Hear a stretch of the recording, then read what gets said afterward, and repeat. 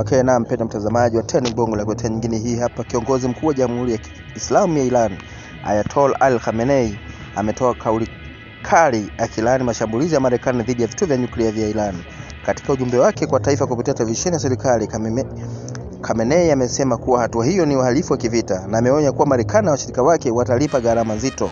Mashambulizi haya si tu ya uchokozi bali ni tangazo la vita. Zionisti Israeli wamechagua njia ya uharibifu na wale wanaoshiriki kama Marekani watawajibishwa kwa athari zake. Khamenei amesisitiza kuwa Iran haitatetemeka mbele ya vitisho na iko tayari kujibu kwa nguvu zote. Tutajibu kwa kiwango kinachostahili. Adui atakumbuka majibu haya kwa muda mrefu. Aidha, alifunga milango ya mazungumzo yote na Marekani akasema kuwa taifa lake sasa linaingia katika kipindi cha mapambano ya wazi dhidi ya ubeberu na ukandamizaji wa kigeni. Wakati huo huo, vikosi vya Iran vimeripotiwa kuwa katika hali ya tahadhari ya juu, huku majeshi ya Marekani katika eneo la Ghuba yakiongeza ulinzi baada ya taarifa za maandalizi ya mashambulizi ya kulipiza kisasi kutoka kwa Iran. Usisahau kulike, kushare na kusubscribe hapo chini ili kwanza kupata taarifa nyingine za sajili hapa. Ciao.